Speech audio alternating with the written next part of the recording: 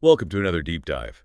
Today we're heading to the coast of India to explore Mahabalipuram and the Sri Sthalasayana Perumal Temple. The 61st Divya Desam. Out of 108, so for anyone listening who might not be familiar, what exactly is a Divya Desam? These are the 108 Vishnu temples that are mentioned in the works of the Alvar poet saints. Right. In this particular spot, it's not just religiously significant though, right? I mean, it's also steeped in history and absolutely stunning architecture. Oh yeah, absolutely. The Sri Sthalasayana Perumal Temple, it's kind of like a microcosm of Mahabalipuram's own journey through time. Okay, so let's set the stage first. Let's rewind the clock way back. Yeah. What was Mahabalipuram like before it became this pilgrimage hub? Well, you gotta imagine a bustling port city right there on the Bay of Bengal, Okay, I can see it. alive with traders from all across the globe. Wow. This was Mahabalipuram possibly as early as 140 AD. So we're talking ancient times here. And we're not just speculating here. We have ancient Tamil literature like the Purampana Tupadai, even writings by Ptolemy, and inscriptions from the later Chola period. They all highlight its importance in maritime trade. So this wasn't just some local market. We're talking international trade routes. Yeah. Global network. What kinds of things were they trading? Anything specific? Oh, they had it all. Gems, exquisite fabrics, and Even elephants. Elephants, really? oh yeah, it was a huge deal. That's incredible to think how interconnected these ancient civilizations were. It really is amazing. And speaking of interconnectedness, get this. Archaeologists have actually dug up Roman coins dating back to 393 AD, right here in Mahabalipuram. Roman coins in India. That just Hmm. blows my mind. It really paints a picture of just how global trade was even back then. Absolutely. And with all this trade flowing in art and architecture, it got a major boost too. Makes sense. So who are the big players when it came to art and architecture in Mahabalipuram? Enter the Pallavas. The Pallav. They were a dynasty that ruled the region during the 7th century. And they were master architects and artists. Oh, wow. So they're the ones behind all those iconic rock-cut temples, the ones carved right out of the hillside. Precisely. We're talking about monolithic temples called rathas that look like elaborate chariots, intricately carved cave temples known as mantapas, and these breathtaking bas-relief sculptures that just seem to emerge from the rock itself. You know, I've seen pictures of the Shore Temple. It's a UNESCO World Heritage Site, and it's incredible how it just rises out of the waves like that. The Shore Temple is a prime example of Pallava artistry. But it's important to remember, these structures aren't just visually stunning. Each one tells a story. Oh, I love that. So we're talking stories from Hindu mythology, epic tales. All of that, and more. It's a glimpse into the beliefs and values of the time. I am so here for this. So what about this Sri Sthalasayana Perumal Temple itself? What's the mythology surrounding that particular temple? Well, this temple is dedicated to Vishnu, who's worshipped here as Sthalasayana Perumal, which translates to the Lord who reclines on the earth. The Lord who reclines on the earth. Okay. And the Brahmanda Purana tells this captivating tale of how that came to be. I'm ready for a good story. Let's hear it. So it all starts with a devout sage named Pundarika Rishi, Okay. and he was so devoted to Vishnu that he wanted to offer him a 1,000-petaled lotus. 1,000-petaled lotus. But there was a catch. Vishnu was reclining on the sea of milk. Whoa. Okay, so how do you even begin to get close enough to offer something like that? Right. Well, in his unwavering devotion, Pundarika Rishi decided he would try to empty the sea by hand. Empty the sea by hand. That's some serious commitment right there. Oh, absolutely. And it was this incredible act of devotion that caught Vishnu's attention. Disguised as an old man, he was so impressed by the Rishi's efforts that he revealed himself, accepted the lotus, and chose to remain in Mahabalipuram reclining on the earth. So Vishnu was so moved by this act of pure devotion that he decided to make Mahabalipuram his earthly abode. Pretty much. That's a beautiful story. Yeah. But is there more to it? There is actually another layer to this tale that adds a really beautiful touch. A local king who had been cursed to live as a crocodile was redeemed by the Rishi's kindness. Oh, that's nice. It really showcases how these ancient myths often weave together morality, compassion, and the power of faith. It's like these interconnected layers of meaning. Right. So we have this bustling port city, incredible architecture, and a myth that explains Vishnu's presence. But the Sri Sthalasayana Perumal Temple. It wasn't just a place of legends, right? Weren't there poets and hymns dedicated to this place too? Oh, absolutely. You're thinking of the Alvars. The Alvars. Two prominent Alvar saints. Yeah. Booth Alvar and Thirumangai Alvar. They composed a total of 27 pasrams in praise of the Lord at this very site. Now, just for our listeners who might not be as familiar with this tradition, Can you remind us what an Alvar is exactly? Sure. So Alvars are poet saints within Vaishnavism, and their pasarams are deeply devotional verses that are often sung and chanted. They're like windows into the spiritual experience of encountering the divine. So they provide another lens through which to understand the temple's significance. Exactly. What kind of imagery do these hymns use? Oh, they're full of rich metaphors and vivid imagery that capture the essence of Vishnu's presence at Mahabalipuram. Give us an example. Well, Thirumangai Alvar. He describes Vishnu as the embodiment of truth and knowledge, resting at Kadalmalai, which is another name for Mahabalipuram. That's beautiful. It's amazing how mythology and poetry can add such depth and richness to a place. But what about the temple itself? What secrets do those stones and inscriptions hold? Now that's where things get really exciting. The temple walls are like a history book written in stone, and it takes a combination of epigraphy and archaeology to help us decipher those whispers. Okay, so let's start with those inscriptions. What kind of stories do they tell? They're not just dry records of dates and names. These inscriptions chronicle everything from grants and donations to historical events, offering glimpses into the temple's evolution and the lives of the people connected to it. So we learn about the people who built it, maintained it, worshipped there. Exactly. We learn about the Chola kings like Rajarajolana and Rajendra I, the Vijayanagar rulers, and even these local merchant assemblies called Nagarathars. Nagarathars. Yeah. And get this, one inscription mentions a group called the Paralamaiar. Pilgrims. Now, who were they? They were foreign merchants. It suggests that they had a presence and influence in Mahabalipuram, adding another layer to this already fascinating story of this global trading hub. So these inscriptions don't just talk about religious history. They reveal the economic and social structures of the time, too. Absolutely. They're like these little windows into everyday life. Amazing. What about archaeological finds? What have they uncovered at Mahabalipuram? Well, besides those Roman coins we talked about, Right. there are coins from the Pallava and Chola periods, further confirming Mahabalipuram's role in this vibrant trade network. Okay. But then there's the most tantalizing find of all, the legend of a submerged city. Wait, a submerged city. Okay, you have to tell me more about this. So the story goes that a prince named Melacharan, a descendant of the mythical king Bali, he ruled over Mahabalipuram. Okay. And he built a city so grand, so opulent, that it rivaled the heavens in its beauty. I'm guessing the gods weren't too happy about that. You know it.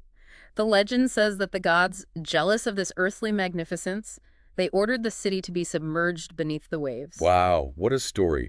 But is there any truth to it? Is there any evidence of this submerged city? That's the big question, right? Some believe that if archaeological digs were conducted on the seabed, we might actually find remnants of this lost kingdom. Imagine that.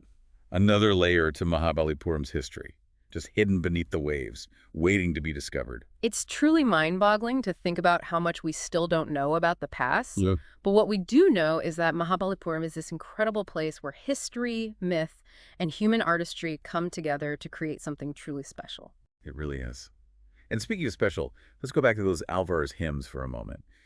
You mentioned they offered this unique spiritual perspective on the temple. Could you tell us more about their content and how they enhance our understanding of this sacred site? Sure. So the Alvar's hymns, they aren't just beautiful poetry. They're like spiritual guidebooks to the soul of the Sri Sthalasayana Perumal Temple. They go beyond just the physical structure and delve into the intangible. The intangible. Yeah. Right. They capture the essence of devotion and the profound connection between the worshiper and the divine. I love that. I'm curious about the specific language and imagery they use to evoke this sense of the divine. Can you give us an example? Well, they often compare Vishnu's reclining form to the vastness of the ocean. Okay. It's a symbol of his infinite nature and power. They also emphasize his role as the protector and preserver, highlighting that feeling of safety and refuge that devotees find in his presence. It's like these hymns weren't just meant to be read or recited. They were intended to transport the listener to a different realm of experience. Absolutely. They were meant to be sung, chanted, internalized, becoming a part of the devotee's inner landscape. Through these hymns, the temple becomes more than just bricks and mortar. It becomes a living, breathing entity. Imbued with divine energy. Imagine being there surrounded by the sounds of these hymns, the scent of incense. It sounds incredibly moving, like stepping into a space where time seems to stand still. You can practically feel the centuries of devotion and faith. There's definitely a sense of timelessness that permeates the atmosphere, but we have to remember that this ancient temple, it's not frozen in time. It's a living, breathing entity, still very much a part of the community and a vibrant center of faith even today. So while it attracts those fascinated by history and architecture, it's still primarily a place of worship. Oh, absolutely. The Sri Sthalasayana Perumal Temple. It continues to draw pilgrims from all over India who come to seek blessings, offer prayers, and connect with their spiritual heritage. What's the experience like for a modern-day pilgrim visiting this temple? Well, imagine this. You step into the temple, the scent of incense fills the air. You hear the chanting of hymns, see the flickering lamps, I can see it. and feel this sense of reverence as devotees offer prayers and perform rituals that have been passed down through generations. It sounds incredibly powerful, like a direct link to the past. But you mentioned earlier that the temple has also adapted to the modern world. What did you mean by that? Well, for one thing, it's become a major tourist attraction. Right. Mahabalipuram, with its UNESCO World Heritage Site status, it draws visitors from across the globe who are eager to experience its beauty and history. Makes sense. But I imagine balancing tourism with the sanctity of a religious site can be tricky. How do they manage that? It's definitely a delicate balancing act. Yeah. There's this constant need to ensure that visitors respect the temple's sacred nature, while also making it accessible so people can experience its beauty and history. That's where organizations like the Archaeological Survey of India come in. Okay. They're responsible for the upkeep and preservation of the temple, implementing measures to protect it from damage and overcrowding. So it's about striking a balance between preservation and accessibility. What about preserving the intangible heritage of the temple? Those rituals and traditions you mentioned.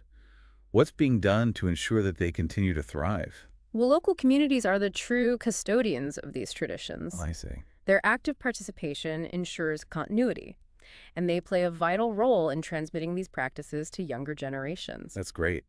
It's amazing how these ancient traditions are being carried forward into the future. Are there any modern approaches being used to help preserve them? There are. Some temples are embracing technology to document and archive their rituals and practices. Oh, wow. It's like blending ancient wisdom with modern tools to ensure its longevity. That's incredible. It's really amazing how this ancient temple has managed to remain relevant and vibrant across centuries, adapting to changing societal landscapes while still holding on to its core spiritual essence. We've covered a lot of ground already: ancient trade routes, submerged cities, captivating mythology, soul-stirring hymns. But there's still so much more to uncover, especially about the temple's architecture. You're right. We've only just scratched the surface. Welcome back to our deep dive into the Sri Sthalasayana Perumal Temple. Now let's turn our attention to the architectural wonders that make this temple so unique. I'm ready to geek out on some ancient architecture. I know we're dealing with Dravidian style here, but for those who might not be as familiar, what exactly does that mean? Dravidian architecture. It's this distinctive style that developed in South India. And the Sri Sthalasayana Perumal Temple is a beautiful example of it. Okay. You'll see those towering gopurams, the elaborate carvings, the mandapas, which are these pillared halls used for gatherings and rituals. All those elements, they're hallmarks of this architectural tradition. Okay, so I'm picturing those grand features. But this temple, it's not just a textbook example of Dravidian style, right? It has its own unique quirks and features, doesn't it? Oh, absolutely. One of the most striking things about this temple is its orientation. Its orientation. Yeah. Unlike most temples that face east towards the rising sun, the Sri Sthalasayana Perumal Temple faces west towards the setting sun. That's interesting. Why is that? Well, the orientation. It's believed to be a symbolic representation of Pundarika Rishi's unwavering devotion. Oh, I see. Remember, he was trying to empty the sea facing west. So the temple's westward gaze, it's this constant reminder of his dedication and the legend that led to Vishnu choosing to reside here. Wow. So the temple's design itself is intertwined with the myth. I love that. What else makes this temple architecturally unique? Well, we can't forget about the context of its location. Mahabalipuram was this coastal city known for its connection to the sea. And that connection, it's beautifully reflected in the temple's structure. Okay, how so? So picture this. The temple rises gracefully from this raised platform, almost as if it's emerging from the waves themselves. Okay, I could see it. This not only protects it from the sea, but also adds this sense of elevation, emphasizing its spiritual significance. It makes sense to keep it safe from those high tides. But I've also heard about some unique carvings related to the sea. What can you tell me about those? Oh, yeah. There are these incredible carvings of sea creatures, fish serpents, all sorts of marine life. Wow. They adorn the walls, and they're not just decorative elements. They symbolize Vishnu's dominion over all creation, including the vast and mysterious ocean. It's like they're saying that even the sea is under his watchful eye. Okay, let's talk about a key feature of any Dravidian temple, the Gopuram. What's unique about the Gopuram at the Sri Sthalasayana Perumal Temple? So the Gopuram, it's more than just an entrance. It's like a gateway to the divine realm, this symbolic representation of the mountain that connects heaven and earth. Now, you might expect the Gopuram here to be towering and grand, but it's actually relatively modest in height compared to other temples. That is surprising. Why would they choose a more understated design for such an important feature? Well, there are a few possible explanations. Hmm, One is practical, the coastal location. It could have made it difficult to build a massive structure that could withstand strong winds and the salty air. makes sense. But I bet there's a symbolic reason too. You know it. Remember, this temple is dedicated to Vishnu in his reclining form, Sthalasayana Perumal, the modest Gopuram. It could symbolize humility, reminding devotees that true devotion lies in surrendering to the divine, regardless of outward grandeur. It's like a reminder to stay humble. Right. Okay, so we've admired the outside of the temple. Let's step inside. What awaits us in the inner sanctum? The inner sanctum, it's called the Garbhagriha, and it's the heart of the temple, the most sacred space. It's where the main deity, Sthalasayana Perumal, resides. And here Vishnu is depicted in the Anantasayana posture, reclining gracefully on the serpent at a sesha. We talked about the sea connection earlier, but the serpent imagery, it introduces a whole new layer of symbolism. What does it all represent? The serpent at a sesha, it holds a lot of symbolic meaning. It represents time, eternity, and even the primordial cosmic ocean from which creation emerged. Vishnu reclining on Adisesha, it symbolizes his transcendence of time and space, his role as the ultimate source and sustainer of all existence. So it's like a visual representation of this complex philosophical concept, all woven into the heart of the temple. Exactly. And how is Vishnu specifically depicted here? The depiction's really interesting. He's shown with only one leg bent, while the other is stretched out. Why? Why is that? It's believed to symbolize his active involvement in the world. Even while in repose, Vishnu remains engaged, ready to intervene and maintain cosmic order. It's like he's not just resting. He's actively engaged in preserving and sustaining the universe. Are there other features within the temple that we should look out for? Yeah. As you explore the temple, you'll notice smaller shrines dedicated to other deities. Okay. There's one for Lakshmi, Vishnu's consort, and another for Bhuvaraha, Vishnu's boar incarnation. Oh, right. The boar incarnation. Remind me about that form and its significance. So the Bhuvaraha avatar, it's all about strength and rescue. In this form, Vishnu rescued the earth, personified as the goddess Bhudevi. From the depths of the cosmic ocean, it represents his power to restore balance and protect the world. So even within a temple dedicated to Sthalasayana Perumal, we see references to his various forms and their roles in maintaining the cosmic order. Yeah, right. It's a reminder that these deities, they represent different aspects of the divine. Makes sense. And what about those intricate carvings we talked about earlier? Yeah, don't miss those. They adorn the pillars, walls, ceilings throughout the temple. What kind of stories do they tell? They depict scenes from Hindu mythology, stories from epics like the Ramayana and the Mahabharata, celestial beings like Apsaras and Gandharvas. Wow. It's like a visual encyclopedia of Hindu cosmology. So it's a feast for the eyes and a journey through Hindu mythology all in one. It truly is. And these carvings, they serve not only as decorations, but as visual narratives, teaching devotees about the stories and values that are at the heart of their faith. So a visit to this temple, it's not just a religious experience, it's a journey through art, mythology, and architectural brilliance all rolled into one. You said it. But you know, there's another layer to the temple's significance that we haven't even touched on yet. It has to do with its role as a guardian of ancient knowledge and traditions. Oh, a guardian of the past. How so? Well, think back to those inscriptions we talked about earlier.